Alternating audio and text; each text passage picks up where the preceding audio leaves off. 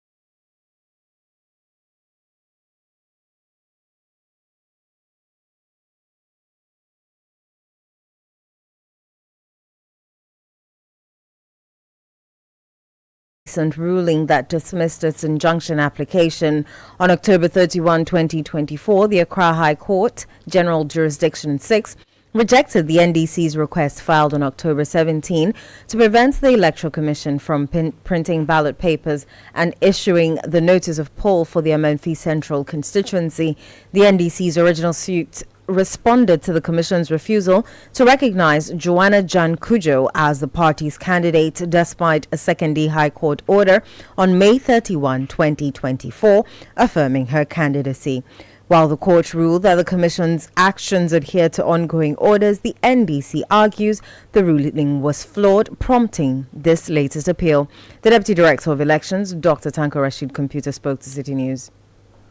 We'll hear from Dr. Tanko later, but let's go over the telephone and speak to the head of legal for the National Democratic Congress, NDC, Godwin Eduji Tamaklo. Good evening, Council, and thank you so much for joining us. Hello, Council. Hello, Council.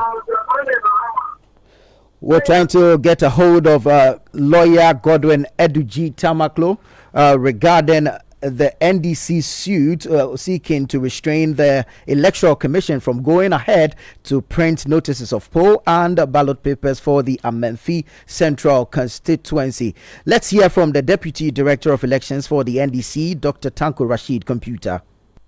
We heard the ruling all right, but quickly there was a caveat in the ruling in the sense that the judge was referring to the old injunction that to him is still pending.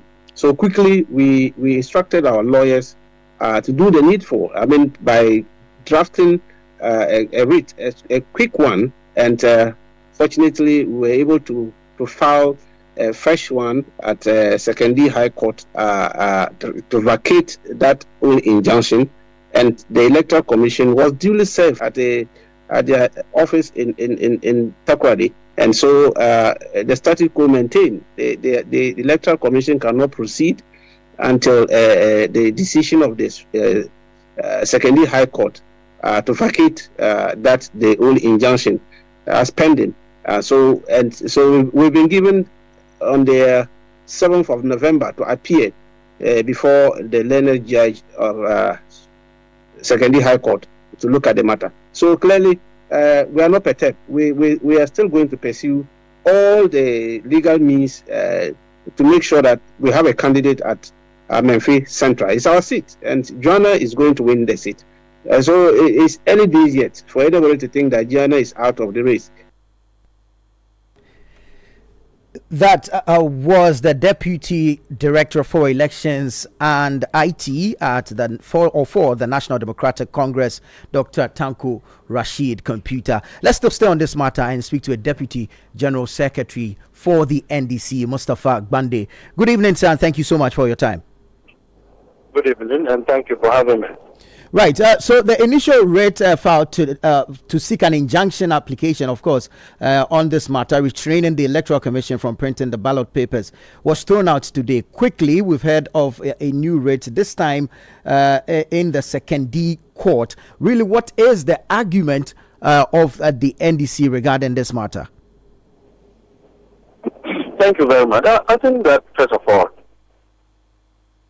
it's not strange that the whole Amenfi issue is a calculated strategy called elimination by tactics. Now, our issue is that it ought not to have happened in the first place. We also understand the predicament of the Electoral Commission at this point, and also the court. And I thought that the remedy was for us to enjoin the processes, which is by law so allowed, and then go back to the court to be able to inform the court that the matter before it have been dealt with, and the parties before the court have been given and treated, if you call it fairly, given a second chance to participate in an election.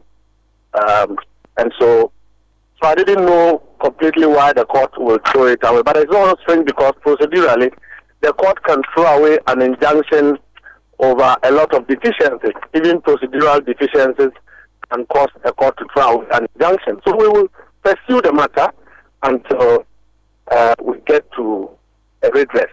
It will be a fatal disadvantage of democratic process if you have a constituency where people, or a majority of the people who vote, are leaning towards a particular party, and the judiciary or the Electoral Commission, for whatever reason, rely on a matter that is not substantive, but an interlocutory in nature, which is in the interim, to disadvantage these people from participating in the electoral process. I think that is a fatal disadvantage to the people.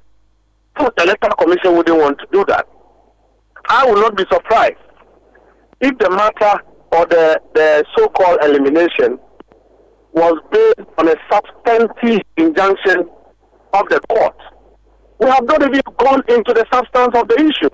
So what it means is that it opens a floodgate for anybody to want to go to an election, a court, manage to convince the court, get an interlocutory injunction to bar somebody from contesting an election that the person will represent the people of Ghana. If you look at the Supreme Court ruling recently, I think what the Supreme Court, the policy the Supreme Court, really relied on was public representation. The fact that the parliament must be functioning because of a democracy and because of the representation of the people. Why then do we have a process where people will be unduly disadvantaged based on an interlocutory process? So we will still go back and enjoin the process. The window is not closed yet until we are able to get the court to listen, whereas persuasive measures are still going to address the issues behind the scenes. Let's trace back a little to the genesis of this matter. I want to believe that all this stems from that May 13, 2023 primaries where Ms. Jan Kujo was elected PC for Amenfi Central. But this was contested with a lawsuit at the 2nd High Court, leading to that injunction. If the party goes ahead and conducts a fresh election, does this annul that injunction? Because it looks as though it's that injunction that's informed the EC's decision to drop Ms. Jan Kujo. In all fairness, the parties before the court were asking the court to do two things: nullify that election and conduct fresh election. In fact, the General Secretary and the Council took the view that in order to be more reconciliatory, we were going to nullify an election which was legitimately contested without any problem. Because, the other MP, Honorable Kwache, he participated fully in that election. His agents participated. I don't think that if he had won, he would go to court to say that nullify on the basis that I'm challenging the candidature of a particular individual. So we did so. But to be fair to the process, I think that at some point, we should have informed the court that we have held a fresh election, and that was the outcome. In all fairness, that is what my personal opinion is. If we have not done so, it doesn't erase, it doesn't from the court of standing. And so, that is the window for which we are injuncting the process to enable us go to the court and inform the court appropriately that fresh elections were conducted, the individuals were adequately considered in the decision, and so there was no need to proceed. Even though the court have not dealt with the substance of the issue, the issue itself before the court, the argument of the plaintiff have not been looked into yet. That is the fatal aspect of it. We have not even gone into the issue, whether or not what they have said before the court are vexatious or frivolous in nature. We haven't even gotten there. And so that is the nature of the issues. Which is why we needed to have injuncted the process to enable us go to the court and speak to the 2nd court so that all of these matters can be laid to rest. Don't forget, the Electoral Commission also could not have done much because in any case, there's a process filing before it, but also the Electoral Commission was the one that conducted that election. The second election was conducted by the Electoral Commission. So administratively, I didn't think that the Electoral Commission should take a very harsh decision. If it had communicated to us initially, we would have found a way of addressing it, but to write a letter on the 5th, wait up to 16th, and bring that letter out, for me is mischievous in nature. And so that is the complication of the matter. But we will still deal with it. We'll still use the processes that are available.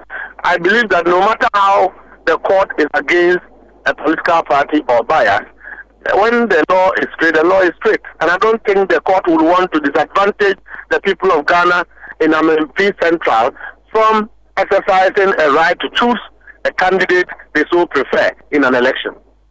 The Electoral Commission indeed supervised, conducted and declared Ms. Jan Kujo as the PC for Amenfi Central in the second election. I'm referring to the September 8, 2024 election. So. Now, listening to you now, in one breath, I get a sense of admission that the EC is justified in its decision to drop Ms. Jan Kujo following that injunction. The earlier injunction on your initial primary, but then in another breath I get an allegation of mischief against the EC. Is that the position you're putting out? Well, in all fairness, I believe that the Electoral Commission will not do otherwise if you are served with a court process without even knowing what the details of the matter is. But I'm saying that if the Electoral Commission had engaged political parties, as it has always done, I'm sure that it will come to the attention of the fact that the elections that saw Joanna Jan Kujo currently being a parliamentary candidate filed before the commission is not the 13th May election. It was a September election of which there is no contest, there is no dispute from anybody or whatsoever in any court against Joanna Jankujo. And so the election that saw Joanna Jankujo as a candidate in the May 13th election was nullified. In fact, Honorable Kwachaka participated in the second election and also filed his process. But the only problem is that at some point, he had forged signatures of some, branch executives, and he was caught by the vetting committee. So he voluntarily withdrew from the election. And so it's an error for the Electoral Commission to receive a petition on the 13th election when it is aware that it was only after the September election that the General Secretary wrote a letter filing Joanna Jankujo as a candidate for the NDC. Until the September election, she was not a parliamentary candidate of the NDC because the matter was in court. There's just about 36 days or so to the general elections in December. How long are you seeking to hold on to this? Because the EC has a calendar and the lineup of activities it has to follow. So what really is the position that we halt printing of ballots and notices of poll for Memphis Central until when? Well, I think the parliamentary election, the nature of it by law is not as presidential election. And so in any case, we are not obliged to at all times hold all parliamentary elections nationwide. And so if we get to a position where a central election would have to be held for the matters to be determined, I think it's fair. If the court is holding the NDC's leg in its own room, why not wait on the process in all fairness so that by the time a subject matter does not become complicated, which is an election, which is that people would have to select their preferred candidate. It is fair that no matter the court is holding on that candidate because there's a matter pending in court according to the court. It is fair that the court, it is in the wisdom of the court and would be fair for the court on another breath to say that hold on to the election for us to determine the merits of the case before we proceed. If the court proceeds to dismiss injunctions, but yet hold on to an order of interlocutory in nature, then I think that it is, for all intents and purposes, deliberate to disenfranchise the EC from participating in that election, an affront to our democracy. On fairness, if the court decides to throw away the principles of fairness in its adjudication, it is law. In that in the Republic Court of Parties, we do not make decisions that disenfranchise people, that disadvantage people, ensure that people not have their own representation in a democracy. I think it will be one of a kind, and I don't think that we'll get there. Very well, Mustafa, just a final one for you. Peter Yaokwachi Aka currently sits at the Member of Parliament for Memphis Central. How much of a threat is he to the NDC's PC? And I mean the flag bearer and the General Secretary or Chairman on our position as a party on honorable. But I think that personally, he has betrayed us of the party. His own Mustafa, can you kindly reposition yourself? You're breaking up. We're losing you. Yeah, can you hear me? Very well. This is better. Please go ahead. I said that in my personal view, Honorable Chaka has betrayed the cause of the party. He has joined forces with our enemy to take us through a lot of ordeal. And for me, that offends the constitution of the party to which he has sworn as a member of parliament to belong. With all due respect, I think that we've treated him fairly. And he's at all times and purposes behind everything that is going on. We have too much evidence of his accomplice. We have too much evidence of his abetment into all of this, how he speaks to people, how he gets them to, even at a point, the individuals concerned were going to withdraw the case. He called them on phone and they recorded him and we have it. And so he hasn't been fair the party at all. And I don't think that he will be an ally of the party in any form or shape. If principles work, but I will not be part of a political party where we change principles on convenience. Principles must work. He cannot hold the party to ransom and continue to be an ally of the party. It wouldn't happen under the watch of some of us, subject to leadership who are trying. Very well. Thank you so much for your time, Mustafa Gbande. He is a Deputy General Secretary of the NDC. Some messages that have come in so far. Jones Aduboy texting from La says, good evening, Nana. The EC is acting as if they have personal issues with the woman. Other than that, why the strong stand, you're asking? Says JM for 2024. Seriously, Ghanaians are not angry enough. Father SK from Kenyase in Kumasi says the NDC should concentrate on their campaign and sell their message to the good people of Ghana and stop litigating with the Electoral Commission. What they are doing is immaterial. Gastiman from Brekum says these NDC guys will blame all the courts in Ghana for their own poor procedural efforts. They should look for proper lawyers and stop disrespecting the courts. Xylix Dwayne in London says the EC must be very vigilant. We all need a peaceful election in December. You can also send us your thoughts, your comments, and contributions via the WhatsApp line 0549-986-996. Let us know what you think. This is Eyewitness News on 97.3 Citi FM. Still ahead, son of Prophet Salifu Amoako hit with 4 charges, including manslaughter, and remanded into custody following his involvement in a fatal accident at East Legon. Stay with us. We'll be right back with the details. Eyewitness News. Be there as it happens. National Health Insurance. Hello there! I have great news for you. Registration for the National Health Insurance Scheme, NHIS, just go faster and easier with the new NHIS mobile app. Grab your smartphones and download the My NHIS app from the Play Store or App Store for instant enrollment onto the NHIS. All you need is your Ghana card. Yes, just your Ghana card. Enjoy amazing benefits like registering family, friends, and groups with easy payments from your mobile money wallet or bank debit cards. Link NHIS card to the Ghana card for yourself and others, renewing your membership with ease and locating the nearest NHIS credentialed facility, all on My NHIS app. Get to know the benefit package and over 500 medicines covered by the NHIS with a simple click on My NHIS app, so you do not fall prey to paying extra charges at healthcare facilities. Communicate directly with the NHIS through the new messaging module available on the app. Embrace convenience. Let's go digital with NHIS. Download the My NHIS app today and enjoy seamless access to healthcare. Terms and conditions apply. For details, contact the NHIS call center on 054-444-6447 or 0302-746-447. NHIS, your access to healthcare. This message is brought to you by the United States Agency for International Development, USAID.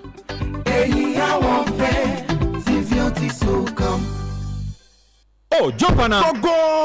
Ah, Google me. I want time where you can't park where I don't hear the sound of your car. Why you buy new car? No, I don't change my car. It be the same ride. It be the fuel way I change. Way one shouts it. Ever since I started using the all-new Excellium Premium Fuel, fortified with 3-in-1 action. Oh, Joe, now my car they run like electric car. No, it's so. This is the type of fuel where they want to. Because now engine they cost. Where they want for way if I buy it, go protect my engine. And with the small way I buy, I go drive, sir. Absolutely. It's like strapping a turbocharger to your engine and giving it a protector. And what they bust my mind self be the 3-in-1 action, no? Excellium they prevent up to 99% of deposit. It be anti-wear, some be anti-corrosion. Won't pay when I open them. Hey, so where can I find this magical fuel? Just head over to any Total Energy service station and your car will thank you. Hey, they make a finish my gobe fast, then rush go Total Energies. My friend, but why you hand my gobe inside? I give you info. Make a feel the gobe too small. Go, the go.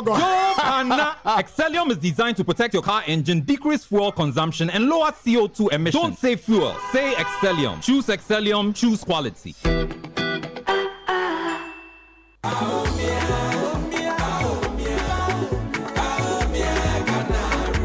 Ifya, I've been thinking. Have you noticed the changes in our community? Kojo, things are really different now. The MPP has really made a difference. Exactly. Free SHS, healthcare, new factories. It's like a whole new Ghana. And don't forget, electricity is so much reliable now. I remember when we used to go days without light. True. The NPP has done a lot to improve the basics. Ajua is a beneficiary of free SHS, and now she is in university. And that's the kind of leadership we need. Someone who is focused on making things better for everyone. But Ifya, still there are a lot more to be done for the development of Ghana. Absolutely, Kojo. The NPP has shown that real progress is possible. On December 7th, let's vote to keep this positive impact going. Vote number 1 on the ballot. Vote NPP for a better and prosperous Ghana.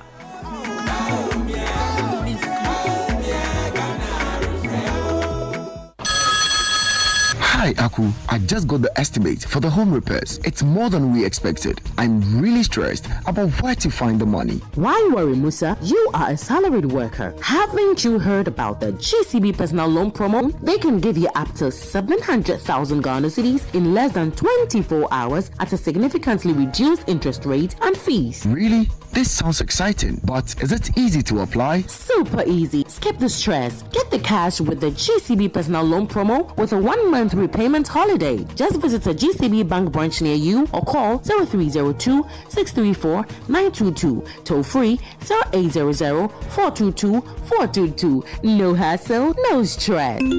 Wow, I just got a notification. The loan is already in my account. That was fast. Skip the stress and get the cash you need with GCB personal loan. Visit a branch near you today. Terms and conditions apply. GCB Bank, your bank for life. Ghana's biggest housing event, the Mikasa Home and Property Fair, is here. Whether you're looking to buy an elegant house, a cozy apartment, or genuine land, come and meet over 50 top developers, home loan specialists, home improvement specialists, and get personalized expert advice on your home ownership journey. Also, join in informative and stimulating seminars with industry experts and get the chance to network all for free. Date, 2nd and 3rd November 2024. Venue, Movenpick Ambassador Hotel. Time, 9 a.m. till 7 p.m. each day. Attendance is absolutely free. Headline sponsor, Gold Key Properties. Platinum sponsor, Clifton Homes. Media partner, Citi FM and Channel 1 TV. To exhibit at the fair, contact us on 050-168-0737 or info@mikasa.com. Mikasa.com, Ghana's #1 property website. Let your voice be heard on Eyewitness News on Facebook at facebook.com/Citi97.3, Twitter at twitter.com/Citi973, and Instagram at instagram.com/Citi973 with the hashtag Eyewitness News. You're welcome back. Grateful that you stayed on with us. This is Eyewitness News live on 97.3 Citi FM and on all our affiliates across the country. Let's bring you some more stories. And the son of Prophet Salifu Amuako has been remanded in custody following his involvement in a fatal accident at East Legon.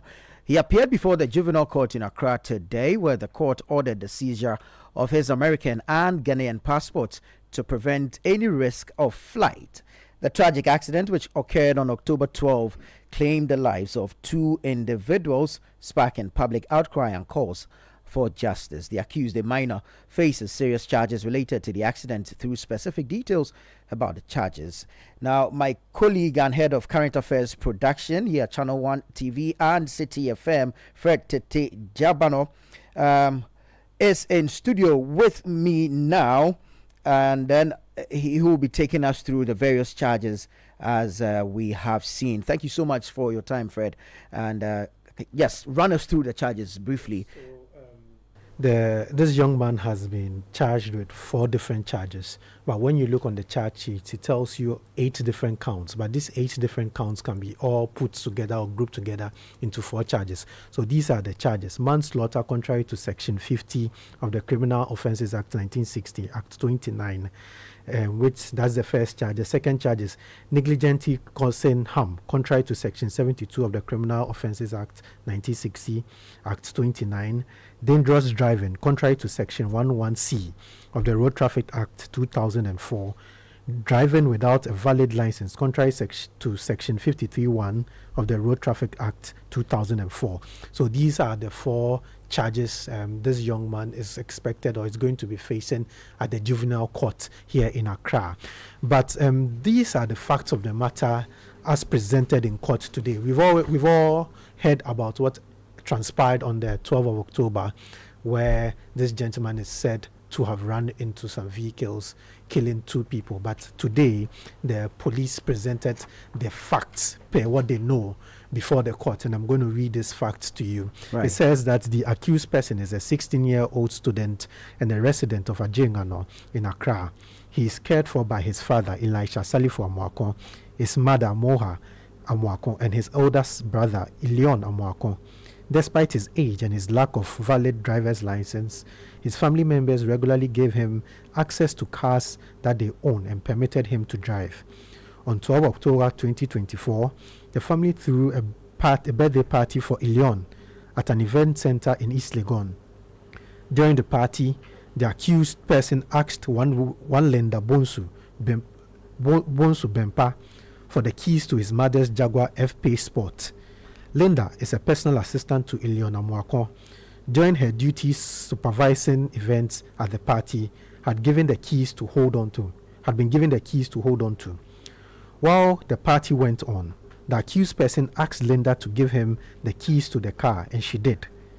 He took the car and drove with one of his friends to the ANC mall, where they met some more friends who were waiting in 2 SUVs. The 3 cars formed a convoy, led by the accused person in his mother's car, and drove through the East Legon area. At a section at the Jani Ashi Road, and despite the presence of other vehicles on the road, the accused person decided to show off the speed of the Jaguar F-Pace Sport. He was at top speed and in no time had approached the T-junction at the Mensa Wood Avenue recklessly with no regard for other road users. At that speed, he got to the junction just as the driver of an Acura SUV, Joseph Aka, had slowed down to navigate the turn. The accused person rammed into the rear of the Acura. The accused person rammed into the rear of the Acura. The collision was violent and destructive, propelling both parties flying across the street and smashing into the wall of the house opposite the junction, destroying. Let me take it again. Very well. Both cars immediately caught fire, which turned into a raging inferno, and with no time, the accused person managed to force himself out of the vehicle, and he was driving, and the vehicle he was driving, his passenger too, Joseph Aka, had been driving his boss's 2 daughters, one of them a toddler, and their friends, Mame Jumo Boatin and Justine Agbenu, who were both 12 years old. They were trapped. Bystanders rushed to the scene with fire extinguishers, but were unable to suppress the flames. Joseph Aka forced his door open and fell into the flames that were already around the car before he was dragged to safety. One of the volunteers pulled the toddler out of the burning car. Others managed to free his sister from the back seat. Their friends, however, remained trapped as the flames intensified, and volunteers had to give up their efforts looking on as the car burnt down, unable to save the 2 remaining girls. The accused person and the rescued victims were all rushed to the hospital with varying degrees of injury. The investigation that followed established that the accused person had been driving in a manner that fell way below the expected expected of a competent driver, and in such a reckless manner that he endangered the life of both vehicles and pedestrians along the road. An investigation caution statement was collected from the accused person. He was admitted, and he admitted that he had taken the keys from Linda Bempa, picked up his friends, and had driven to the ANC mall. So these are the facts of the case as presented to the court today. And you know, because he is a minor, he's a juvenile, usually in such cases you don't have the media or journalists in the court. The cases are not heard in public, they are heard in chambers of the judges. Right. So this is what happened in the court. This was presented to the judge, and the 4 charges were read to the accused person. We are not sure yet of his plea, and we are waiting to know his plea. But these charges have been read to him. 4 of these charges, and these charges include a first-degree felony. The manslaughter is a first-degree felony. Right. And the rest are misdemeanors. For first-degree felony, per the law, you could go as much as, or you could be sentenced as much as a life sentence. For misdemeanors, is this because the death penalty has been repealed? Yes, yes. But in first-degree cases, the law says that the highest you can get is a life sentence. Right. So that's for the first degree. And for misdemeanors, the maximum sentence is 3 years, 3 years, or a fine, or both. Okay. So 3 years and a fine. So this is what this young man is expected to face if he is found guilty of these charges. Right. And this is applicable irrespective of him being a minor. Yes, so no, once he's a minor, he's not going to face this charge. He's not going to face these sentences. Right. Once a minor, the law also specifies that you could only go as much as 3 years in custody. So he would forfeit any sentence for an older person. The life imprisonment is not going to take place because he's a minor. He's not also going to face that 3 years sentence because he's a minor. If you put all together, the farthest he could go in custody is 3 years. Very well, very well. Thank you so much, Fred. Fred Tejabano is the head of current affairs production here at Citi FM and Channel 1 Television. This is Eyewitness News on 97.3. Send us your thoughts, your comments, and contributions regarding the various stories that we will be bringing you. The WhatsApp line is 0549 986 996. Stay with us here on Eyewitness News on 97.3 Citi FM. We'll be right back. Eyewitness News. Be there as it happens. Wafa, send us money to take care of your nephews. Now they are back from school. Last month, I sent you guys money. What happened to all that? Wafa, the challenges with the free SHS has taken all the money. I send the boys money weekly to buy food to eat because of the feeding challenges confronting their school. Aside that, they are back in the house on vacation due to the double track traffic light system. And now I have to look for money to enroll them in private classes. Baba, I understand your frustrations. Thankfully, the next NDC government under John Mahama will maintain and improve the free SHS program to make it work. How will that be done? The double track system will be abolished. A dedicated source of funding will be provided. Private SHS will be added. Wow. Food procurement will be decentralized and the quality of learning outcomes improved. This will be a huge relief for us as parents and even for our wards in senior high school. Exactly. That is why you must tell your friends to vote for the Mahama-led NDC come December 7th. Wafa, no shaking cry. We have already advised ourselves. Who doesn't want quality? Vote for change. Vote for John Mahama and the NDC. Channel 1 TV is live on DSTV, GoTV, and HD+. On DSTV, find us on Channel 363. On GoTV, we're on Channel 117. And on HD+, get us on Channel 108. On a digital TV, run a new search. But take note that without an antenna, you cannot access Channel 1 TV. Channel 1 TV can be accessed on any free-to-air digital box, like the DSTV and HD+ boxes. Channel 1 TV, telling your story, empowering change.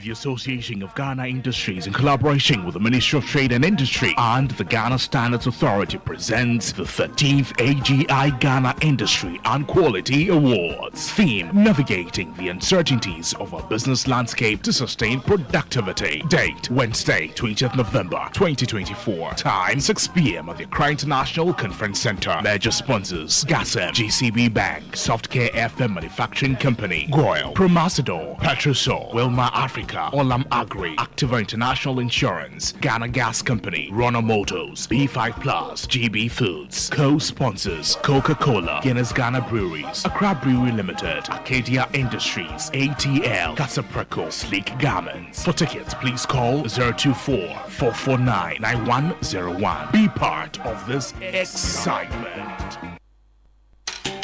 Are you feeling tired after a hard day's work? Have you lost your appetite even for your favorite dish? Viral Blood Tonic is a nutritionally balanced, pleasant-tasting tonic fortified with iron and vitamins to boost your appetite and energy levels for high performance. Viral Blood Tonic, easy to take and good for the whole family. Viral from Danex Iting Starwin PLC. If symptoms persist after 48 hours, consult a physician. This advert is FDA approved. Honestly, the cost of dialysis is an impossible burden to carry. Ever since this kidney failure diagnosis, we spend over 1,200 cedis every week. I keep asking if there's no intervention for persons suffering from chronic illnesses in society. Considering all these economic hardships, isn't the government thinking of us? Aren't they? Is the NPP government saying they can't do anything about this? Grandpa, I can't lose you, Grandpa. A nation that doesn't care for its sick is herself sick. Ama's painful story is one of what many Ghanaians are going through today. But there is hope for Ghanaians under the next NDC government. John Mahama will create the Mahama Cares Fund to support the cost of treatment of people suffering chronic illnesses such as kidney failure, cancer, diabetes, sickle cell, hypertension, and other heart diseases. Ghanaians can access free healthcare at CHIPS compounds, health centers, clinics, and polyclinics, whether or not they have NHIS cards. These interventions will be major sources of relief for the millions of Ghanaians who are suffering from these chronic diseases and are often left to their own fates. Indeed, Mahama cares. Vote for change. Vote for John Mahama and the NDC. Auntie Kankuku. Dedo. The danger na nama me ground. But Dedo spices here what Jenny say. Nanya good taste. If we say yeah the natural spices and I you want all purpose stew, noodles, curry and nutmeg and a jollof. Dedo spices. Taste yummy. Taste lemon. Dedo spices. Taste day inside. FDIG a jedi in kratoya too. Let your voice be heard on Eyewitness News on Facebook at facebook.com/Citi97.3, Twitter at twitter.com/Citi973, and Instagram at instagram.com/Citi973 with the hashtag Eyewitness News. Grateful that you stayed on with us. This is Eyewitness News on 97.3 Citi FM. Let's move on to some other stories. And a high court in Accra has overturned the Bank of Ghana BOG's 2019 decision to revoke the operating license of CDH Savings and Loans Company Limited, ordering both parties to resolve the issue through arbitration. The BOG had originally revoked CDH's license on August 16, 2019, citing liquidity issues stemming from CDH's failure to sell repossessed collateral. Now, in response, CDH's shareholders, CDH Financial Holdings Limited, challenged their decision in court, seeking to have it quashed on grounds of procedural unfairness and to prevent any further disruption to its operations until arbitration. Joining me in studio is the head of the business desk, Ni Latte, to give us a background to this. Ni, first off, have we seen a response yet or a reaction to this from the BOG? All right, thank you very much, Nana Tufo-Boate. Officially, we have not heard the Bank of Ghana as a central bank commenting on this decision by the High Court. Right. Let's trace back to when this matter started. How did we get here today? So if listeners will remember, sometime in 2019, the Bank of Ghana issued, a statement announcing the revocation of licenses of some savings and loans companies as well as finance houses. These companies, the Bank of Ghana made us understand that they were insolvent. They were not meeting, the withdrawal request by some of their depositors. And this happened at the time that the Bank of Ghana had given them the opportunity to correct the wrongs in their books. But let's specifically talk about, CDH Holdings Limited. It was among one of the 23 banks or financial houses that the Bank of Ghana revoked its license. So specifically, if you talk about the issue of CDH, what the Bank of Ghana mentioned as one of the reasons for, revoking the licenses of this particular institution was the fact that, one, it was insolvent. The finance house had actually presented to the Bank of Ghana its financial statement, and in that financial statement they realized that the bank had a negative capital adequacy ratio, which means that the amount of cash in hands as compared to the risk of their weighted asset is in negative position, which the Bank of Ghana actually downgraded further. So it came to a point that the company was unable to meet the request of depositors in terms of withdrawals. That was not only the reason that the Bank of Ghana gave. In addition, they realized that the CDH company was also high when it came to non-performing loans. In fact, the company was exposed contrary to the directives of the Bank of Ghana. It also cited one of these reasons, that the transfer of collateral security supporting the non-performance or the non-performing loans to affiliate companies using creative accounting with no resultant cash inflows to the company also resulted in the overstatement of their balance sheet. It also said that the repossessed collateral that we were talking about, they were unable to sell it, which caused further liquidity challenges. And so if you put all of these things together, the Bank of Ghana realized that CDH was insolvent. Basically, it had liquidity challenges, and the Bank of Ghana had given the bank the opportunity to correct all these things. In fact, they were given some period of time to correct these things to enable them join the other financial institutions as some of the companies in good position, but that did not happen. So the Bank of Ghana had to invoke its own jurisdiction, the laws of the country as far as banking is concerned, to revoke the licenses of CDH company together with the other 23 financial houses. But today we are made to understand that the High Court has actually reversed that particular decision, and this decision, the High Court said the 2-week period for which the Bank of Ghana gave CDH was quite unfair, and so it has decided that the CDH company limited in question as well as the Bank of Ghana, the two parties go into arbitration. So that is where we are as we speak. Right. Thank you very much, Nilate. Grateful and good to have you, Nilate. Late is my colleague here at the Citi Newsroom. Before we move on, though, let's bring you quick highlights of what the judge said in his ruling, and this will be Justice Brew, and he criticized the BOG's approach, underlining the constitutional requirement for fair and reasonable administrative actions. The court noted that the BOG's 2-week deadline for CDH to liquidate assets to address its liquidity challenges was unreasonable and unfair. Now, in his ruling, Justice Brew referenced Article 23 of Ghana's 1992 Constitution, underscoring that administrative actions must uphold fairness. So what are the implications of this ruling? By overturning the BOG's license revocation, the ruling reinforces legal protections for businesses facing regulatory actions and emphasizes the importance of due process in Ghana's financial sector. The case now heads to arbitration, where CDH and the BOG are expected to negotiate a resolution. This is Eyewitness News on 97.3. Let's do some more stories, shall we, Yes, we shall. Now, in a bid to boost transparency and public trust, the Electoral Commission invited journalists to observe ballot printing at 3 of the 6 printing houses handling ballots for the December 7 elections. The selected printing stations are InnoLink Limited, Buck Press, and Acts Commercial. Dr. Benjamin Banobio, the EC's Director of Electoral Services, noted that the current printing is focused on parliamentary ballots, as presidential ballot printing is paused for 10 days following the passing of Ghana Freedom Party flag bearer Ekwia Donko. For the 2024 general election, Buck Press is printing 4 regions: Shanti, Uti, Central and Savannah region. Their ballot papers are being printed. We are here to let you know that printing ballots is not done in secrecy. We open up to the public for you to know. And we are doing it together with the political party agents. At every level, these agents are there, and they are observing to ensure that the right thing is done. They take copies of the serial range of numbers, they take copies of quantities being printed for each constituency, and we give them all these details.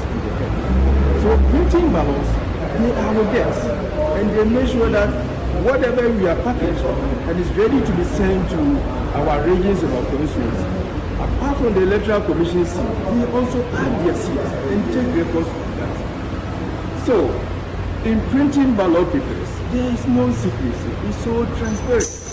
And as you see today, we will take you to the production levels and we all witness on first how it is done and how the political parties also contribute towards ensuring that everything is done in a very professional way, in an accountable way, in an open way. You heard the EC's Director of Electoral Services, Dr. Benjamin Banubiu. Away from that, the Ghana Freedom Party's leadership has selected a new presidential candidate for the December 7 polls, who will be soon unveiled following the passing of Ekwia Donko.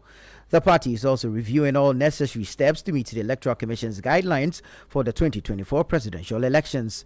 It assures full compliance with the EC's requirements and timelines for presenting a new candidate after the loss of its former presidential nominee, Ekwia Donko. Now, at a news conference in the Ashanti region, the party expressed unity ahead of the elections despite the loss of its founder and leader. Let's speak to Nsawam Adwajiri parliamentary candidate for the GFP, Patrick Tete. Good evening, sir, and thank you so much for your time. Good evening, and thank you so much too. So confirmed, the party has selected a new candidate to represent it in the December polls as presidential candidates. Is that right? With the party, as of now, we haven't put in across to the general public who the new elected presidential candidate is. But how soon will you be doing this, and what time are you hoping to officially unveil this person, bearing in mind that the 10 days you have is gradually waning off? Yeah, okay, so like we stated today, the party came out to give a press release as concerned to matters arising in the state of the party. As we speak, probably on Monday or Tuesday, yes, the party will come out and announce our presidential candidates as well as our running mate. As a party seeking to present someone to lead it into the election, and of course with the hope or anticipation of winning it, would it not be prudent to adopt the earlier the better approach, bearing in mind that you would now have to market this candidate and of course have him or her campaign across the country? Well, I would say that every party have their own principles and structures, and of course we know that this is a very difficult time, a moment for Ghana Freedom Party for losing our founder and leader. But to continue with the democratic process of our country, Ghana, and the days we have for elections, yeah, we have to meet the deadline of EC. Therefore, we will present a candidate for Ghana Freedom Party. And whatever other matters that are attached to that, definitely, yeah, whoever takes over the seat will definitely be presented to Ghanaians. And yes, we are coming to win the election. Very well. What is expected to happen internally before an official communication? Is there going to be sort of a congress or a primary? What is expected to happen within the party before an official communication is made to the public regarding who is selected as its flag bearer or presidential candidate? Okay. So as it stands, every political party has their own constitution. And like I said, this is just a 10-day ultimatum. So the party will come out to let the general public know how we went about picking a presidential candidate. But as it stands now, the Ghana Freedom Party just wants to express, to let the general public know that Ghana Freedom Party is alive. And as it stands, we will not want to speak more about the presidential candidacy because Ghana Freedom Party will be presenting a presidential candidate as soon as possible. Like I said, we are already in the weekend. You know that I'm from the Nsawam Adwajiri constituency, but as I speak, I'm in Kwabre East constituency with my fellow parliamentary candidates and the party executives. And tomorrow, our party secretary is also coming down here, as well as our current vice presidential candidate, who happens to be Roman Father, will also be coming down here. And the whole party and the family are meeting, and definitely we'll come out to let the general public know what our decision is. Very well.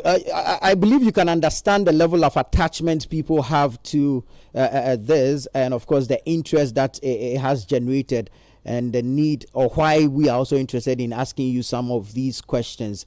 You can also understand that based on precedents, if we are unable to meet all guidelines by the Electoral Commission, then we are going to have a case of disqualification on our hands, as has been witnessed or experienced by some other parties. For which reason we are asking this question, the internal arrangements as per the constitution of the GFP, before an official communication of a flag bearer is made to the general public. Yeah, so that is how I stated that the party as a whole and executives are currently meeting in the Ashanti region, that is the Kwabri East constituency. And everything that we need to do as a party is being done. And all that we need to do currently as we speak is to come out there to announce to the general public our presidential candidates. So as we speak, the needed things that we need to do has been done. We are meeting the family of our late founder and leader in Ashanti region as we speak tomorrow. And throughout the weekends, everything will be completed, and the Monday, Tuesday probably will come out and announce to the general public. We know this is a matter of public interest, so we are doing everything to meet. That is why we are saying to meet the time frame for the Electoral Commission.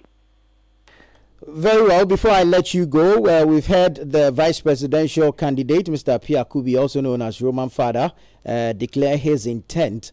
Are we to expect an official announcement with his name attached to it? Well, everything is possible. Ghana Freedom Party has the vision to protect, and we are definitely going to come out with somebody who is definitely equally able to lead this party during this crucial times, as in a few days to election. So yes, Ghana should look out for the best candidates from Ghana Freedom Party to lead our party through the 7th December election.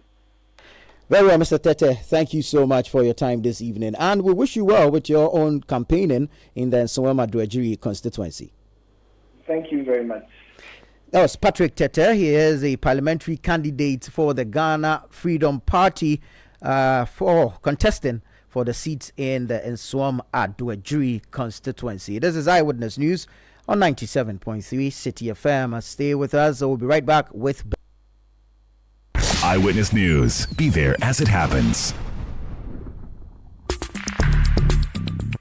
Let your voice be heard on Eyewitness News on Facebook at facebook.com/Citi97.3, Twitter at twitter.com/Citi973, and Instagram at instagram.com/Citi973 with the hashtag Eyewitness News.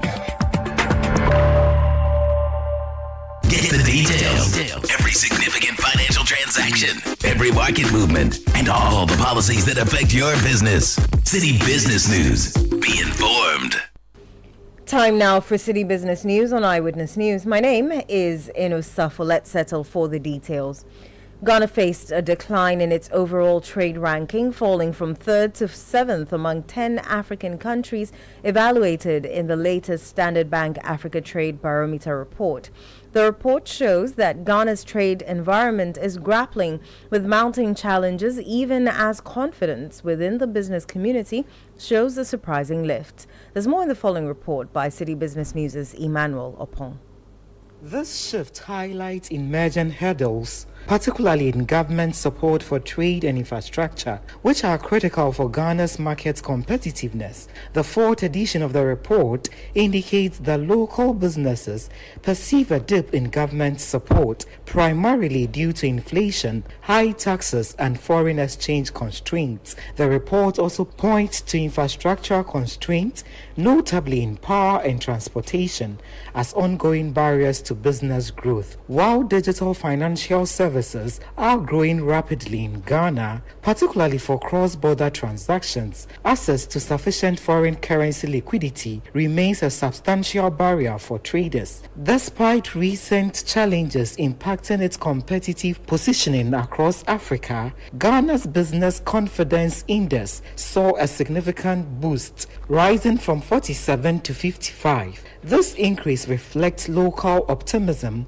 about potential economic growth and improved forecasts for 2024 to 2025. The 10 countries covered by the Standard Bank Africa Trade Barometer are after signatory nations, representing 66% of Africa's gross domestic product and 45% of the continent's population. That report was filed by my colleague Emmanuel Opong. NextGen in Franco, the company rolling out Ghana's 5G services, says it stands ready to assist the country in leveraging 5G to drive critical sectors of the economy for long-term benefits. Ghana is today joining the adoption of 5G, a move expected to significantly improve mobile connectivity and broaden digital inclusion in the country.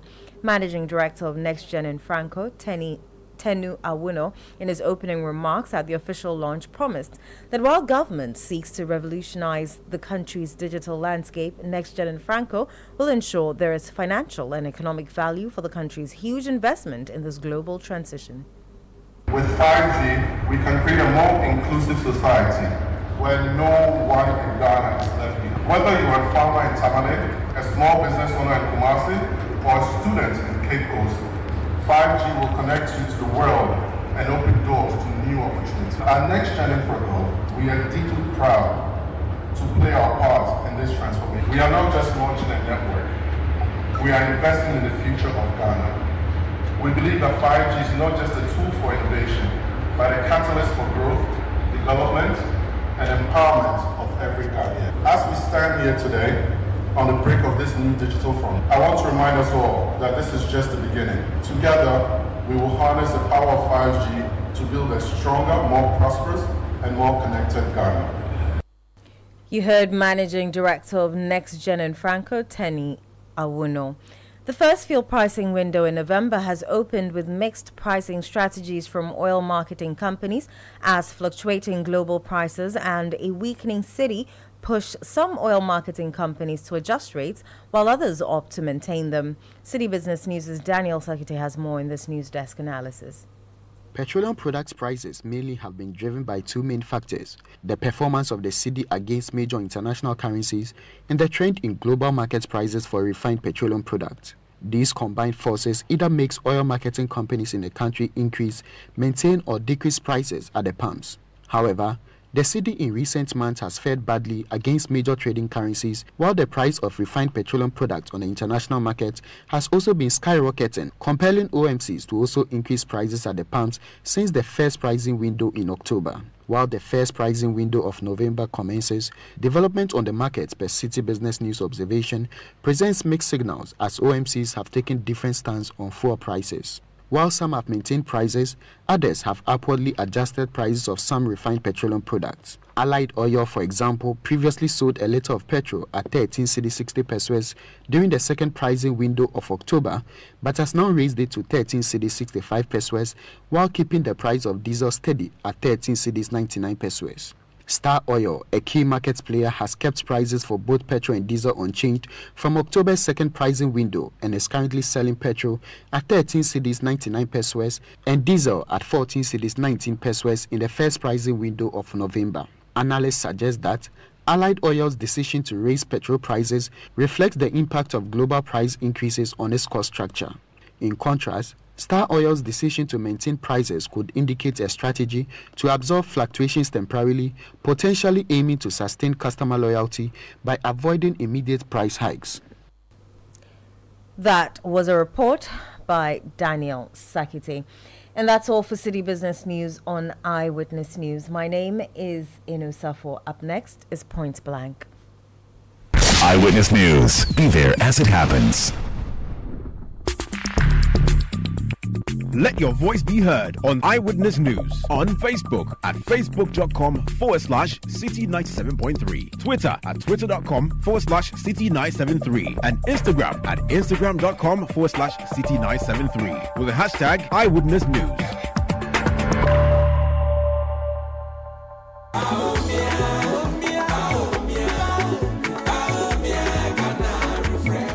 From the classroom to the lab, from the village to the city, the NPP's commitment to education is building a brighter Ghana. Free SHS isn't just about free tuition, it's an investment in Ghana's future. We have topped it up with free TVET and STEM education, skilled graduates, innovative thinkers, and a thriving economy. That's the promise of free SHS. 3 of my cousins have benefited from free SHS since 2017.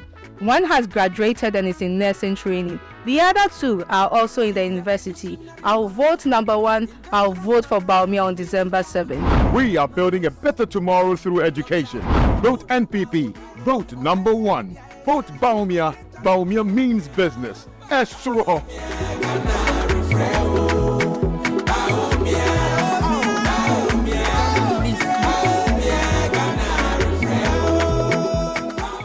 Oh, jump on now. Go, go.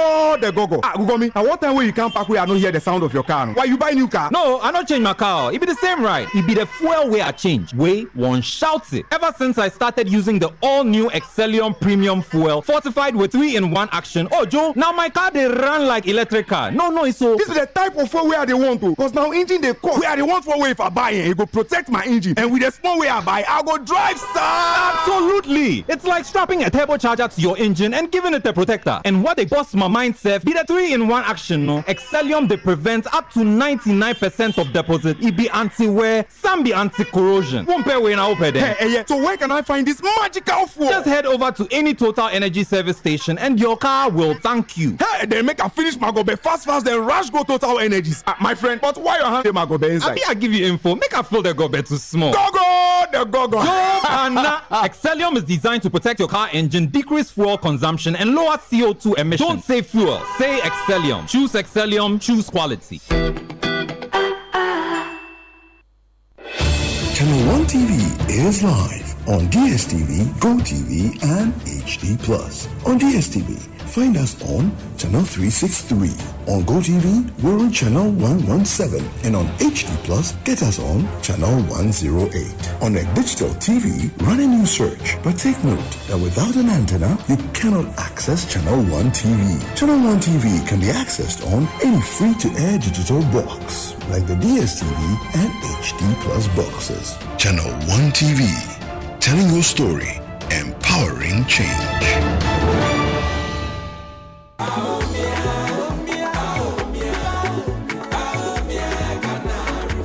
Efia, I've been thinking, have you noticed the changes in our community? Kojo, things are really different now. The MPP has really made a difference. Exactly. Free SHS, healthcare, new factories. It's like a whole new Ghana. And don't forget, electricity is so much reliable now. I remember when we used to go days without light. True. The NPP has done a lot to improve the basics. Ajua is a beneficiary of free SHS. And now, she is in university. And that's the kind of leadership we need. Someone who is focused on making things better for everyone. But Efia, still there are a lot more to be done for the development of Ghana. Absolutely, Kojo. The NPP has shown that real progress is possible. On December 7th, let's vote to keep this positive impact going. Vote number 1 on the ballot. Vote NPP for a better and prosperous Ghana.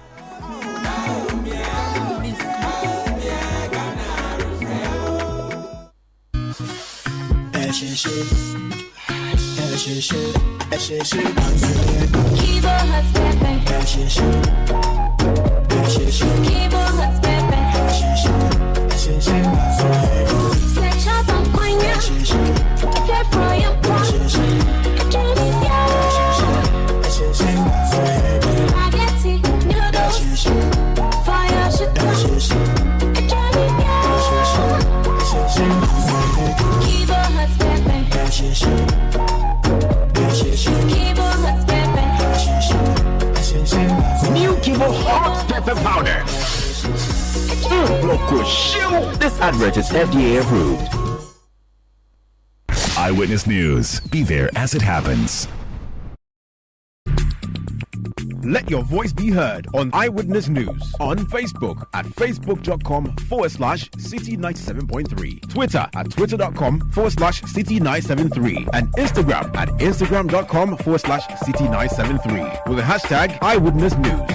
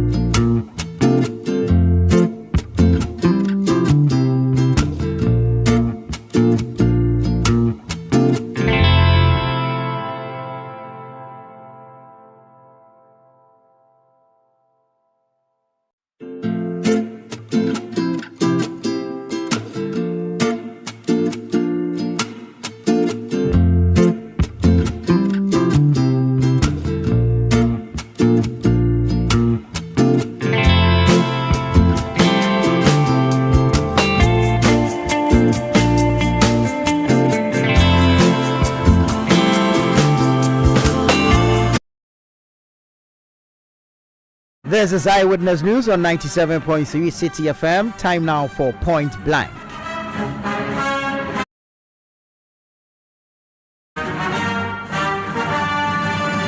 Point Blank is brought to you by Kivo Pepe Moko Sheo.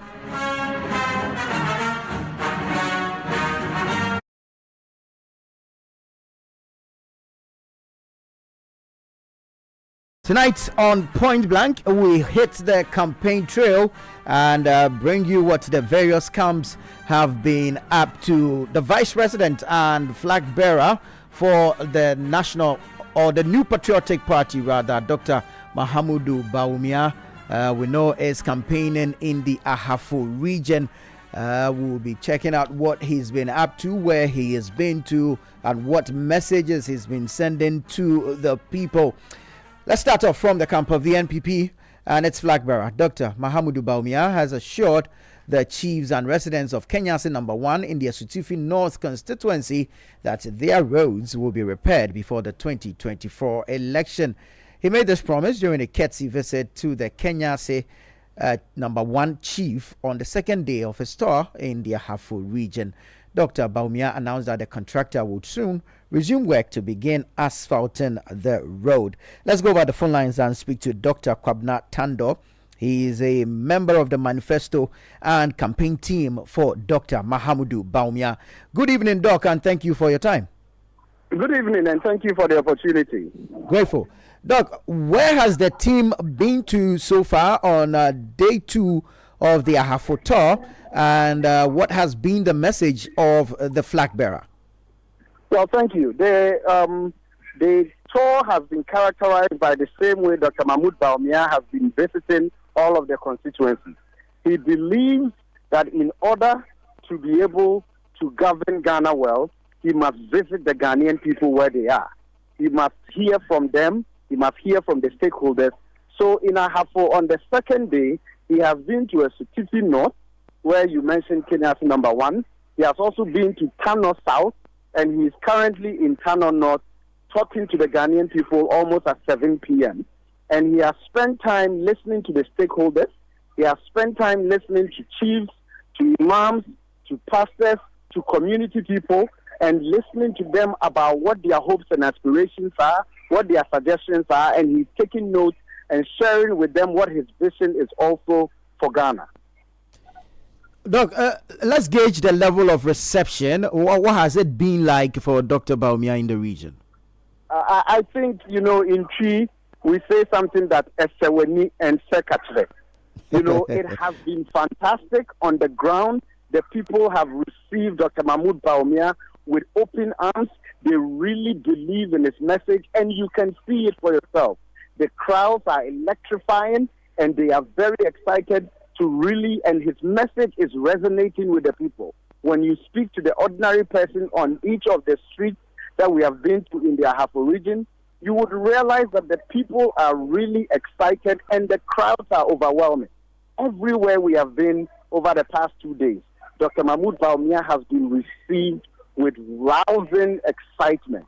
You know, from Sankore to Kukum to Akrodie to Mem to Goso to Dadieso Aba to Atrensua to Kenyase. Everywhere he has been, to Betim, to Dema, he has been received by the people with resounding excitement, and the crowds have been really more than encouraging.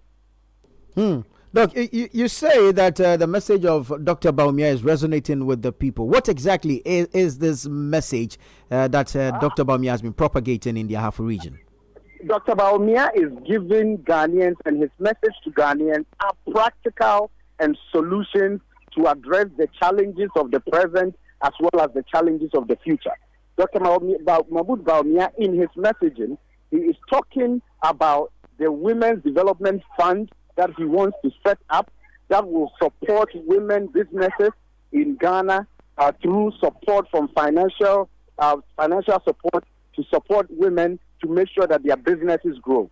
He is talking about what we have all heard from him: 1 million digital jobs, training of the youth in 1 million jobs in the digital space, including coding, and the fact that every youth in Ghana will have an opportunity for that. Dr. Mahmoud Bawumia is selling his message in terms of agriculture, and he's talking about how he would set up in all of the farming communities an agricultural he's going to do things that would support mechanization of agriculture.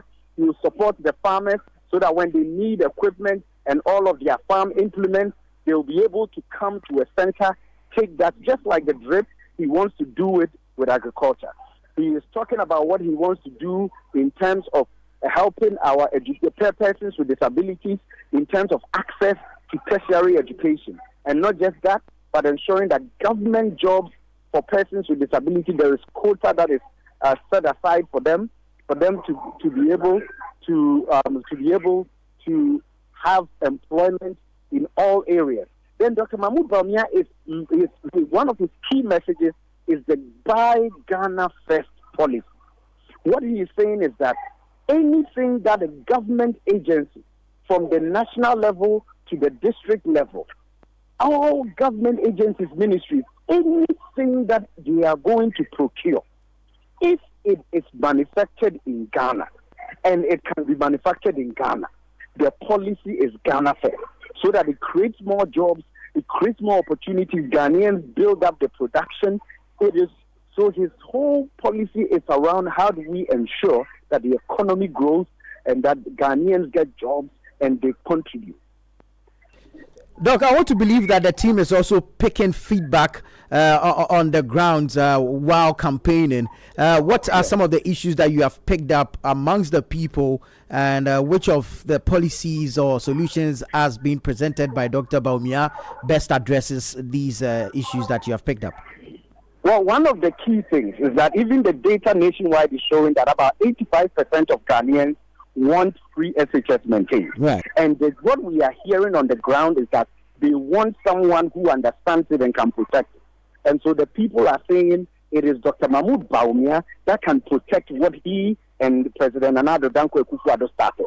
85% of Ghanaians want to make sure that we continue to keep free SHS. And so his message of ensuring that he protects free SHS, that he makes it better, he ensures that TVET and STEM education is also really pushed up. It has really resonated with the people. Because when you hear the ordinary people on the streets of Ahafo, they are worried that if government changes hands, they would lose the opportunity for their children and their grandchildren to have access to education. Please describe the nature of the campaign to us. Is it are we seeing the large rallies, or is this a retail type of campaign? Tell us the nature of the strategy being employed for Dr. Bawumia's campaign. Well, Dr. Bawumia is employing a mirage or a multitude of strategies. Whenever he enters a constituency, he is interested in meeting stakeholders, imams, zongo chiefs, pastors, traditional leaders, and other stakeholders within that community, students. So when he goes, he does a stakeholder engagement with the key interest. Then he moves to meet and greet. He enters markets. He enters magazines. He enters everywhere, and he meets the people. He goes to the shops and everywhere, and he meets with people. So it's a very retail-oriented. Then he also have the Youth Connect, where he meets with the youth and engages with them and sells what he has for the youth in terms of their employability, their education, and the things that will push Ghana forward. So he's using all of these. And Dr. Mahmoud Bawumia, every community he enters, he gives due respect to traditional leaders in that community. He goes to their palaces and he seeks their blessing, he seeks their advice, and he seeks their permission before he campaigns on their land. And so those things are what he's doing, and that's what is characterizing his campaign. The beauty of his campaign, too, is that he's using a bus, and for that matter, he's ensuring that more people can move with fewer vehicles, because he knows that he needs to be able to get to Ghanaians and let them know that he's thinking about them, he's thinking about the future, and the needs of Ghanaians are on his heart. That is what has characterized his campaign. How long is Dr. Bawumia and the team in the Ahafo region for? This is the end of his Ahafo tour. He did 3 constituencies each day. He's in the last of the 6 constituencies in Ahafo. And just like he has done, after he has completed Ahafo, he would have done more than 210 constituencies in Ghana. Dr. Bawumia wants to make sure that he meets every Ghanaian where they are. He's not interested in large-style rallies as that have characterized past campaigns. And for that matter, we have all witnessed in Ghana how Dr. Mahmoud Bawumia has gone to the people. He has ensured that he's not sitting in rallies, but he has gone to the people. And when he enters a constituency, he's not doing one event. He's doing 3, 4, 5 events. Yesterday, he made 12 stops in 3 constituencies to make sure that he was touching Ghanaian, the ordinary Ghanaian, and hearing from the ordinary Ghanaian. Very well. So when next for the team? From here, Dr. Mahmoud Bawumia is going to head to Ashanti region, and he is going to begin his campaign in the Ashanti region as well. Thank you so much for your time, Doc. Thank you very, very much for the opportunity. We wish you all. Dr. Kwabena Tando is a member of the manifesto and campaign team of the flag bearer and presidential candidate for the New Patriotic Party, NPP, Dr. Mahamudu Bawumia. Let's now take you to the camp of the National Democratic Congress, NDC, and bring you excerpts of the speech delivered by the party's flag bearer, John Dramani Mahama, at a governance forum in Accra last night. For Ghana to be successful again, there's an urgent need for a reset of our governance and our democratic systems. This can only happen if this current NPP government is rejected at the polls of 7th December 2024. Our democratic institutions have been put under great strain these last 8 years, and all the gains we made in strengthening our democratic institutions since 1992 have been severely eroded. Ladies and gentlemen, this horror movie Ghanaians have been subjected to over the last 8 years must come to an end.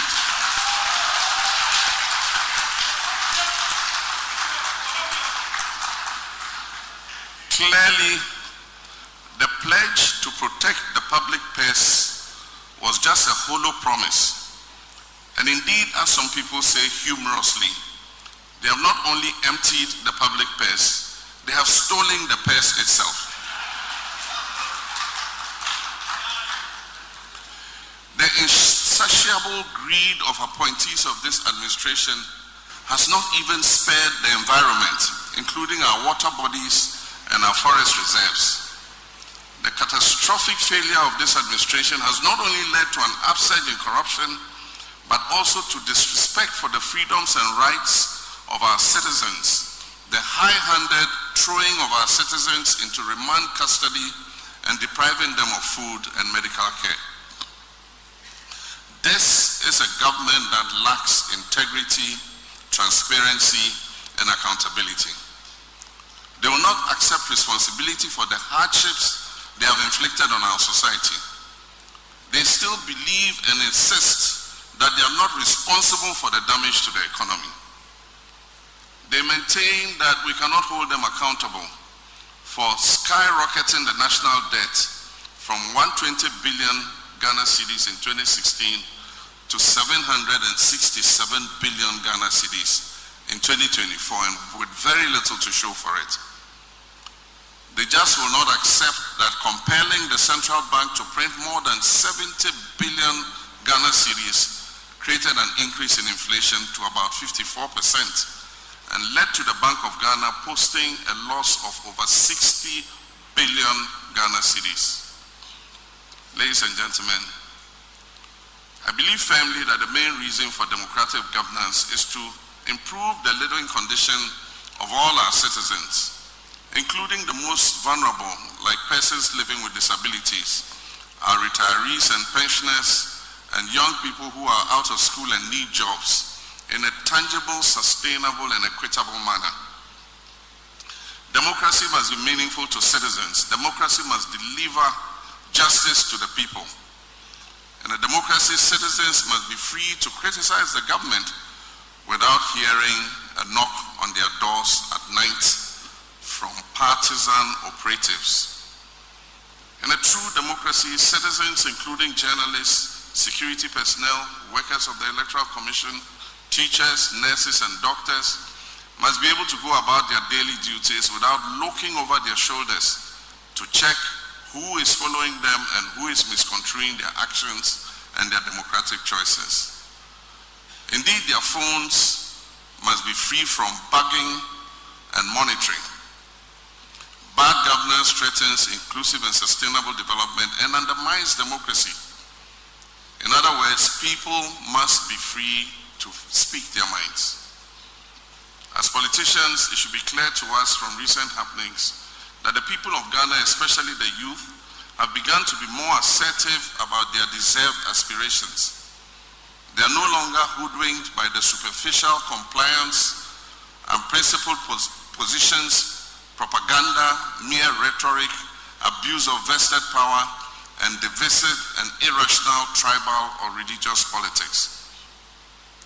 The youth of Ghana are seeking fundamental, drastic, and wholesale reforms to the crippling canker of corruption and elitist government. And therefore, as a political leader, I'm prepared and ready to provide that leadership.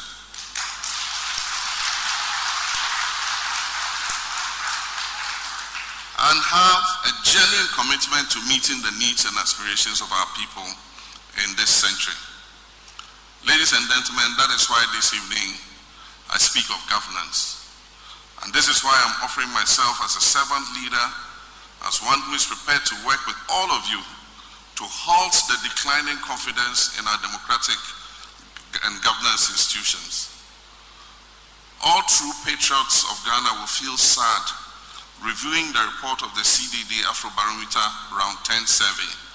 And I urge every one of you to study that report. The report chronicles the increasing loss of faith in our democratic institutions. We must urgently halt the decay of our institutions, reset, and begin to chart a dignifying path forward. And I believe we can do that. No barriers erected by the deeds or misdeeds of this government will be too steep to surmount from January 7th, 2025, when by the grace of the Almighty God and the permission and votes of the Ghanaian people, I am sworn into office as president.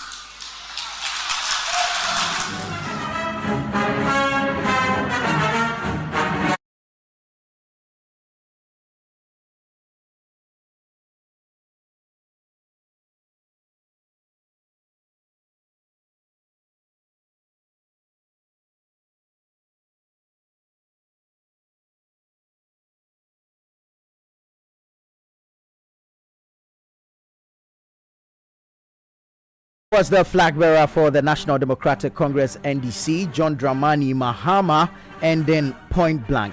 Point Blank was brought to you by Kivo Pepe Mokoshio.